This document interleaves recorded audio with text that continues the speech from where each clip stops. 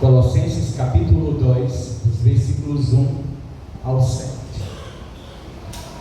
Assim diz a palavra do Todo-Poderoso: porque quero que vocês saibam quão grande combate tenho tido por vocês e pelos que estão em Laodiceia, e por quantos ainda não me viram o rosto pessoalmente, para que os seus corações sejam consolados, estejam unidos em amor e em toda a riqueza da plena certeza da inteligência, para o conhecimento do mistério de Deus e Pai e de Cristo, em quem estão escondidos todos os tesouros da sabedoria e do conhecimento. Digo isto para que ninguém vos engane com palavras persuasivas, porque ainda que eu esteja ausente quanto ao corpo, no entanto em espírito estou convosco, regozijando-me e vendo a vossa ordem e firmeza da vossa fé em Cristo. Como pois recebestes o Senhor Jesus, assim também permanecei e andai nele, enraizados e edificados neles e confirmados na fé, assim como fostes ensinados, e nele abundando em sua graça. Poderoso Deus, muito obrigado por cada momento desta reunião. Pai amado, isto é o nosso culto, a nossa adoração ao Senhor. Cada canção que cantamos, cada palavra, cada pensamento, sejam voltados somente para Ti, porque só Tu és digno de receber o louvor, a honra e a glória. Senhor amado, muito obrigado pelo privilégio que o Senhor nos deu em sair das nossas casas, Pai amado, no início desta noite, para estar aqui neste lugar, com o propósito de adorar, bendizer e exaltar o Teu santo nome. Senhor, e agora recebe o nosso louvor, mas também recebe a nossa adoração em forma de atenção e contrição nesse instante, porque até aqui temos expressado com os nossos cânticos, com os nossos gestos, com o nosso corpo, temos adorado o Teu santo nome, e agora queremos Te adorar apenas com os nossos ouvidos, para ouvir a Tua palavra com toda atenção e contrição, e com os nossos lábios para dizer glória e bendito seja o Teu nome. Aplica a Tua palavra aos nossos corações, nos confronta mais uma vez, Senhor, para a glória do Teu santo nome. É o que nós Te pedimos encarecidamente, no nome de Jesus. Amém. Amém. Glória a Deus. Mas eu estava pensando nesse texto e nas orientações de Paulo, e eu pensando em como Paulo orienta essa igreja a crescer cada vez mais no conhecimento, a não estar satisfeito apenas com o conhecimento que eles tinham tido acerca de Jesus, da revelação que eles tinham tido do Evangelho, do ensino, mas que eles abundassem nesse crescimento, para que eles conhecessem, desejassem conhecer ainda mais ao Senhor e andar nos caminhos do Senhor. Eu lembrei a primeira vez que eu conheci o mar. Eu fiquei maravilhado. Tinha cerca de 10 para 11 anos e nós morávamos no interior em que não tinha praia, e então indo para a cidade de Ilhéus, que era muito próximo da nossa cidade, onde aliás meus pais tinham nascido, e minha mãe então me levou para conhecer o mar. A sensação foi maravilhosa. Então a sensação de pisar na areia e as ondas vir, e a sensação parece que o chão está fugindo dos seus pés, a areia sendo tirada pelas ondas, e eu fiquei maravilhado. E na casa que nós estávamos, era uma amiga da família, e o marido dela era pescador, e eu tinha uma amizade muito grande com ele gostava demais de mim, e eu voltava maravilhado. Eu conheci o mar, e ele tinha mais de 40 anos de experiência como pescador em alto mar. Ele falou: você conheceu o mar? E eu falei: sim, eu conheci o mar. E ele disse: Eu estou há 40 anos andando e navegando em águas profundas, mergulhando e pescando, e eu ainda não conheci o mar, e você já conheceu o mar. E olhando para esse texto, a sensação que a gente tem é essa, de que quanto mais a gente conhece a glória de Deus, quanto mais a gente conhece o Evangelho, a gente nunca deve estar por satisfeito, porque quem Deus é e o que Ele tem para nós é muito, infinitamente maior do que aquilo que nós já experimentamos até aqui. Nós temos muito mais para experimentar. O que nós temos experimentado até aqui da glória de Deus e do Evangelho é apenas o caminhar pela areia de uma praia, quando a infinitude, a plenitude e as profundezas do mar é impossível conhecer. Mas na glória de Deus e na pessoa bendita de Jesus, diz o texto escrito por Paulo, que Jesus é a revelação de quem Deus é. Jesus é a imagem do Deus invisível. Jesus é a profundidade, e em Jesus é revelado a plenitude do conhecimento de Deus. E Paulo fala bem assim: olha, assim como vocês conheceram, não satisfaçam-se apenas com aquilo que vocês já conheceram. A vida cristã é uma profundidade de conhecimento, e quanto mais você conhece, mais desejo você deve ter de conhecer, de aprofundar. Não dá para dizer que você já conhece tudo.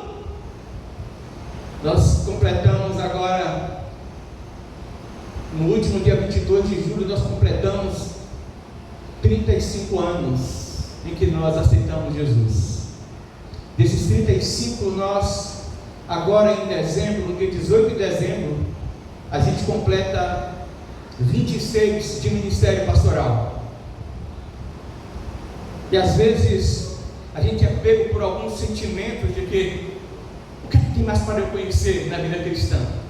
Como medíocre nós somos quando pensamos assim: eu não conheço nada ainda daquilo que Deus tem para revelar para mim, no conhecimento, na intimidade, no relacionamento com Ele, na plenitude do conhecimento de Cristo Jesus através do Evangelho. E aí Paulo vai dizer no outro texto que, esquecendo ele das coisas que ficavam para trás, ele prosseguia para o alvo da sua soberana vocação, que era conhecer cada vez mais esse mistério do Evangelho de Cristo Jesus. E o Senhor chama a igreja, uma igreja verdadeira, para que viva esse pleno conhecimento. Não dá para se satisfazer apenas com superficialidades. E o Senhor chama então a igreja, e esse capítulo de Colossenses, esse segundo capítulo, se divide pelo menos em 3 partes.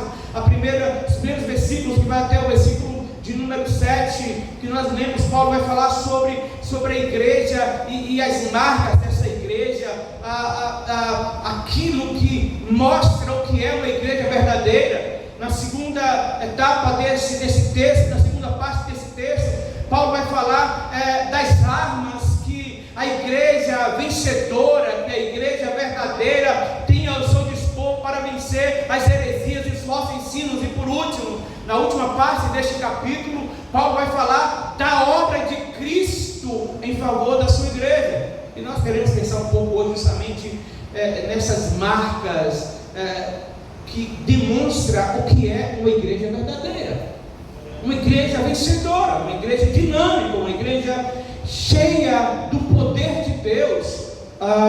E como nós podemos ver, que marcas são essas? Entre muitas, nós destacamos algumas e nós queremos pensar um pouco nessa noite. A primeira marca dessa igreja verdadeira, a igreja verdadeira, é uma fé cheia de disciplina e submissão a Cristo. Versículos 5 ou 4 a 6 dizem assim: e digo isso para que ninguém engane vocês com palavras persuasivas, porque ainda que eu esteja ausente no meu corpo, no entanto eu estou presente em espírito com vocês, regozijando-me e vendo a vossa fé, a vossa ordem e firmeza da vossa fé em Cristo, ordem e firmeza da vossa fé em Cristo, essa disciplina, essa fé disciplinada, ordenada, em que vocês vivam nele. Como, pois, vocês receberam o Senhor Jesus, assim também andai nele, ou permanecei nele. Então, a primeira marca de uma igreja verdadeira é uma marca de uma fé disciplinada, ordenada. E Paulo vai usar primeiramente aqui dois termos, essa questão da ordem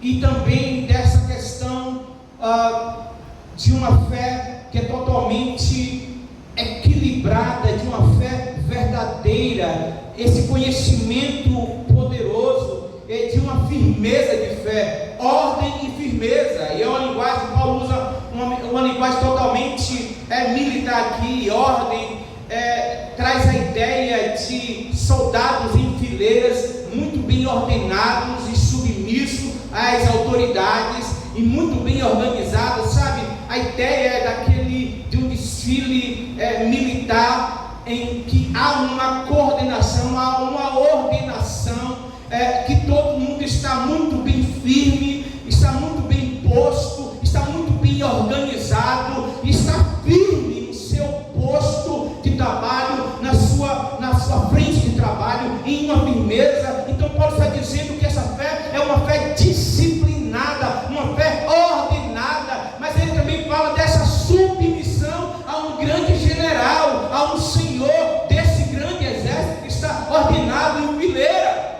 Então, uma fé que de fato é uma fé cheia de disciplina. Obviamente, Paulo está fazendo isso falando das disciplinas espirituais, e eu me alegro, diz Paulo, embora eu não esteja presente aí com vocês. Aliás, Paulo vai dizer no outro versículo que esses irmãos, juntamente com outra igreja, nem sequer nunca viram o rosto de Paulo, mas a presença espiritual de Paulo, a autoridade, o ensino de Paulo está tão presente na vida daqueles irmãos, e eles estão firmes nessa disciplina, nesta frente de trabalho, nessa firmeza em Cristo, na sua submissão ao senhorio de Jesus.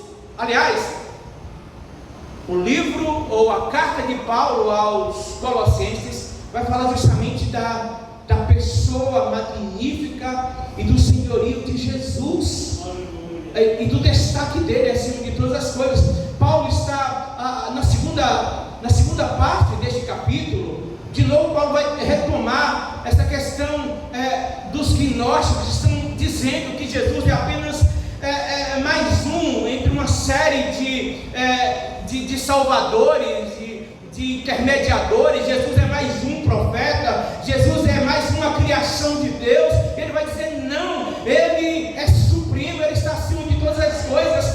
Jesus deve ter toda a autoridade sobre a igreja, e nós devemos nos submeter ao seu senhorio, porque ele morreu e foi o único que ressuscitou. Ele não somente é um profeta, ele não somente é mais um pregador, não, ele está acima disso. Ele é a revelação do próprio Deus, e nós devemos nos submeter e obedecer a Ele, com ordem, com submissão. Uma igreja verdadeira é aquela que tem uma fé firme, uma fé ordenada, uma fé cheia de disciplina e de total submissão a Cristo. Paulo está falando dessa linguagem militar nesses versículos, principalmente no versículo 5. Paulo está falando dessa fé ordenada, essa fé firme do versículo 5. Porque ainda que eu esteja ausente ao corpo, contudo em espírito estou convosco, e eu me alegro muito vendo a ordem e a firmeza da fé de vocês em Cristo. E esta ordem, essa linguagem militar e essa firmeza está falando de soldados que estão ali no posto, no seu posto, na sua responsabilidade, e ele está sob a ordem de um general, e ele está à disposição das ordens dele para seguir os seus passos.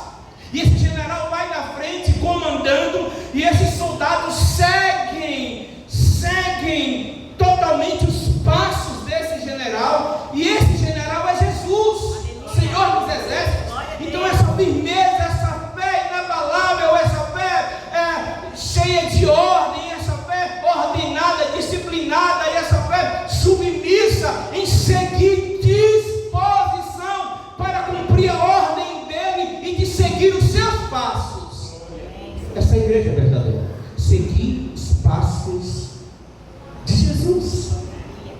Eu gosto muito do que Paulo escreve aos Filipenses acerca do esvaziamento de Cristo, que ele, existindo na forma de Deus, não usurpou ser igual a Deus, mas vindo em forma de homem, se humilhou até morte e obedeceu até a morte de cruz, pelo que Deus exaltou e deu ao seu nome autoridade, para que diante de Jesus se dobre todo o joelho e toda a língua confesse Jesus Cristo. Aleluia. Glória a Deus. Essa ideia de submissão, mas de seguir os seus passos. E a igreja verdadeira é essa que adora em obediência, que segue as orientações e os passos do Senhor. E o que Jesus fez, os passos dele foi justamente de humildade, não de arrogância. O exemplo dele, e ele próprio ensina nas bem-aventuranças, mas também mais lá na frente ele fala sobre a humildade. Ele diz: olha, depois de falar da humildade, depois de chamar todos para que se submetam a ele, ele diz: aprendam de mim, que sou manso e humilde de coração. Andar nos passos de Jesus é sermos crentes autênticos, verdadeiros, confiando completamente no sacrifício de Jesus e não nas nossas obras. É seguir os passos deles, é obedecê-lo por quem ele é e pela sua obra gloriosa. É ser humilde para reconhecer que somente nele nós somos alguma coisa, somente nele nós estamos aqui, somente por causa da sua morte, somente por causa da sua ressurreição é que nós podemos vir a este lugar e celebrar, bendizer o seu santo nome.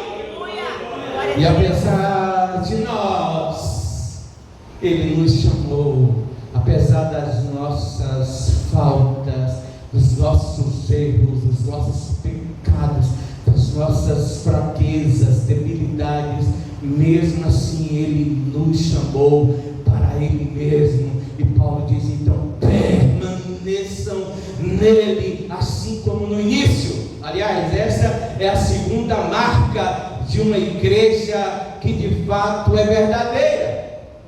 Essa firmeza inabalável na pessoa de Jesus. Olha só o que diz o versículo 7, principalmente a parte A. O versículo 7 diz assim. Vamos ler o 6 também. Como, pois, vocês receberam o Senhor Jesus Cristo, assim como vocês receberam o Evangelho, permaneçam assim firmes nele. Versículo 7. Como é que a gente permanece firme nele? Enraizados, edificados, confirmados na fé, assim como fostes ensinado, e nele abundando em ações de graça. Paulo vai falar sobre essa estabilidade espiritual. E Paulo usa aí pelo menos 3 metáforas. A primeira é de uma árvore que está enraizada, uma árvore frondosa, que está enraizado e que as folhas podem se abalar, em que a árvore pode balançar de um lado para o outro, mas porque ela está enraizada, ela não sai do lugar. Está falando de firmeza. Outro dia nós estivemos lá na irmã Aparecida, irmão Nelson, e nós fomos surpreendidos lá, de repente assim, com uma tempestade de vento, uma chuva muito forte, e lá é rodeado de um monte de eucalipto, assim de um lado, e depois aqui no fundo da casa, ao redor da casa, umas mangueiras que são muito antigas, são enormes. A gente vinha, parece que as mangueiras faziam isso aqui, ó. Está carregado de manga verde, as mangas caíam, as folhas voavam e as mangueiras balançavam de um lado para o outro, mas aquelas raízes estão tão profundas e aquele vento era tão forte e não a palavra não tirava aquela árvore do lugar. Paulo está falando, uma igreja verdadeira, ela está firmada com a sua raiz em Cristo, e é claro que nós estamos sujeitos aos diversos ventos que vêm com ímpeto contra a gente, e às vezes dá um pavor, balança de um lado para o outro, mas nós devemos permanecer inabaláveis em Cristo. O nome disso é estabilidade espiritual. E não, uma igreja verdadeira não é aquela que basta um ventinho para aqui, é levada para lá. Não, agora a moda é essa, vamos todo mundo para cá. Não, agora a moda mudou, vamos para cá. Não, a nossa firmeza está em Cristo e na sua santa palavra, que é imutável. Aleluia, glória a Deus. Aleluia. Passarão os céus e a terra, mas a minha palavra não passará. Nós falamos no estudo dominical das manifestações gostosas, né, que acontecem, as manifestações sobrenaturais, e às vezes tem pessoas que é levado somente para esse lado, e lá se dá o emocionalismo. É gostoso a gente viver, experimentar essas manifestações sobrenaturais, mas isso não traz firmeza espiritual. É gostoso a gente vivenciar manifestações e nós somos uma igreja renovada, nós cremos na autoridade dos dons espirituais, das manifestações sobrenaturais de Deus, da igreja e por meio da igreja. Nós não podemos negar isso, porque isso está nas escrituras, isso é real, é vital para a igreja se torna mais alegre, a igreja se torna mais dinâmica, mas isso não traz firmeza espiritual. O que traz firmeza espiritual é saber quem Jesus é e onde nós estamos firmados. Aleluia. Palavras, escrituras, é isso que traz firmeza. Amém. Crente que sabe quem Jesus é. Aliás, essa é uma das armas que Paulo vai falar.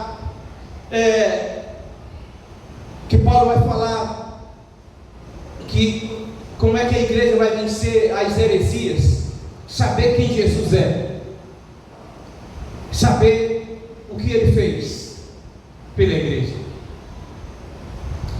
Então nós precisamos dessa estabilidade espiritual. A igreja verdadeira, ela está fincada. E Paulo vai usar também, no mesmo versículo, Paulo vai dizer, olha, como árvores enraizadas. Vocês precisam ser árvores enraizadas em Cristo, grudada em Cristo, que não se abala. Não se pode mover uma árvore enraizada daquele lugar, senão ela morre. Sim ou não? Sim ou não? Uma árvore enraizada é diferente de uma muda. Você tira com raiz e tudo, e vai lá e planta, e ela pega. Uma árvore frondosa, enraizada, se você arrancar ela, a raiz não vai sair. Você não consegue, e ela vai morrer. Mas temos também essa outra analogia, essa outra metáfora de uma construção. Vocês estão enraizados como árvores enraizadas, mas vocês também estão edificados, da ideia de um edifício bem fundamentado. Nós estamos construídos em cima dessa pedra fundamental, em cima de uma base sólida, de um concreto sólido, de uma rocha firme. E esse edifício, se ele não estiver bem construído, bem edificado, ele vai ruir. A verdade é que grandes desastres em construções se dão em reformas ou em construções ao lado, em que ao cavar ali danifica a base daquele prédio, e daqui a pouco começa então a aparecer rachaduras, e esse prédio começa a ruir, e daqui a pouco cai. Ou que não foi construído em uma base sólida, uma edificação sólida, bem planejada. O que Paulo está dizendo que é uma igreja verdadeira, ela está bem edificada sobre um firme fundamento, e esse fundamento é Cristo. Aleluia. Então não saia desse fundamento, não saia desse princípio. Vocês precisam ter uma firmeza inabalável na pessoa de Jesus. O tema central dessa carta é tudo por Cristo e nada exatamente sem Ele. Aliás, esta não é a verdade que se usa na Igreja Católica. É tudo por Cristo e nada. Vocês estão crendo? Vocês não conhecem essa verdade lá? Essa máxima da Igreja Católica. É tudo por Cristo e nada sem Maria. Essa, aliás, foi algo que João Paulo II inseriu aqui no Brasil, quando na sua visita diante das ameaças que estava havendo um movimento carismático dentro da Igreja Católica, e muita gente estava saindo inclusive da Igreja Católica, estava se convertendo em verdade, porque conhecia uma manifestação mesmo ali do Espírito Santo, e muita gente foi para a igreja evangélica, sobretudo as igrejas pentecostais e neopentecostais. Então o Papa visitando, então o clero brasileiro tão preocupado com essa evasão da Igreja Católica por conta do movimento carismático. Então ele vai te falar assim: não, vocês não vão proibir esse movimento, vocês vão dizer, olha, tudo por Jesus e pelo Espírito Santo, mas a gente não faz nada sem Maria, não abre a mão de Maria. Mas aqui o que Paulo está ensinando é que tudo por Ele e exatamente nada sem Ele. Tudo vai derramar, tudo vai apontar, tudo vai convergir em Cristo. Todos os caminhos de renovação, todos os caminhos da palavra de Deus, todos os caminhos de fé precisam convergir em uma única pessoa. Todos os caminhos vêm se encontram e fecham apenas em a pessoa de Jesus. Ele diz: olha, eu sou o caminho, a verdade e a vida. Ninguém vem ao Pai a não ser por mim. É isso que Paulo está ensinando e dizendo para esse irmão que uma igreja verdadeira é aquela que não abre mão, que está plantada, que está edificada, enraizada em Cristo e não abre mão de jeito nenhum, porque a nossa raiz, a nossa firmeza, a firmeza da nossa fé está na pessoa bendita de Jesus. E por último, uma outra marca tão importante quanto as demais é uma igreja verdadeira, é uma igreja cheia de gratidão. E diz o versículo 7, a última parte, Paulo ensina a esses irmãos dizendo: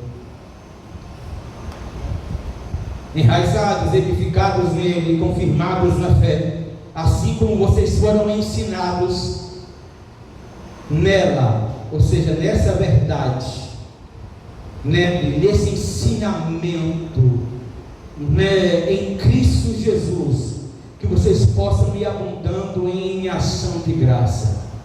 Edna fez uma colocação que eu achei muito interessante aqui, chamando os irmãos para adorar e dizendo: se esse fosse o seu último dia, você faria o melhor. Claro que a gente soubesse que era o nosso último dia, a gente ia dar tudo de si em uma adoração.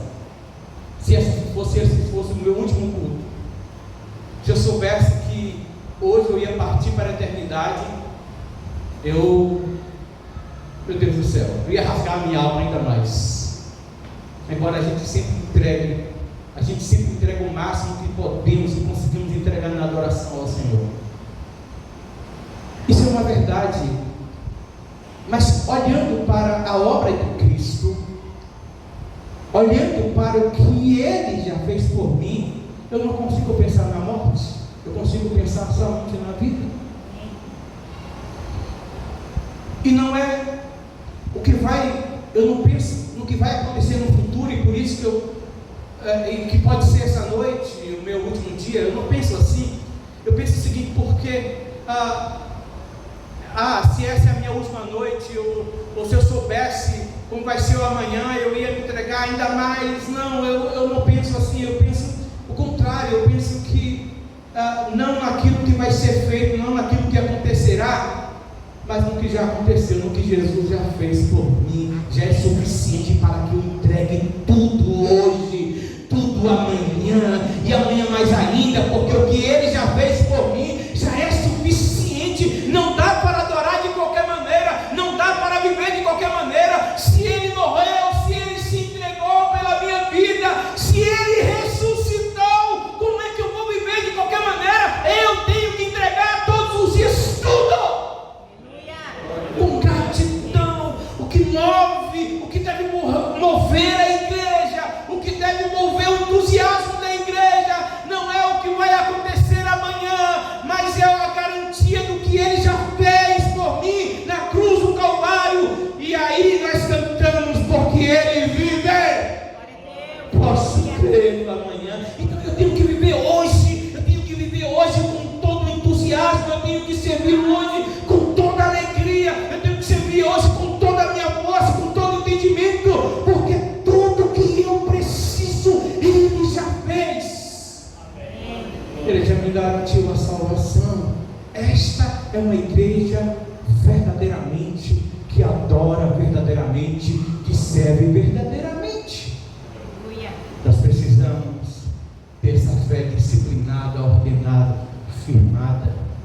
Nós precisamos dessa submissão, nos submeter ao senhorio dEle, à glória dEle. Nós precisamos dessa firmeza inabalável nele. Aconteça o que acontecer, eu não abro mão de Jesus. É somente Ele, a minha firmeza e a minha garantia de vida eterna, e o meu coração, porque Ele já fez por mim, pelo que Ele já fez por mim, pela salvação, pelo fato dEle me chamar apesar de mim e me incluir, escrever meu nome no livro da vida, me salvar, me dar essa convicção, essa paz e esse convívio e fazer parte da sua igreja amada.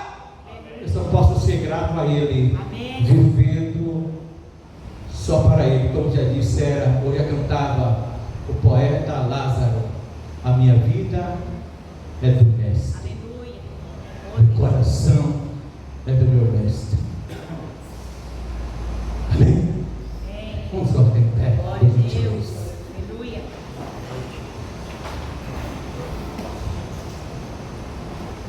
A igreja verdadeira sabe quem Jesus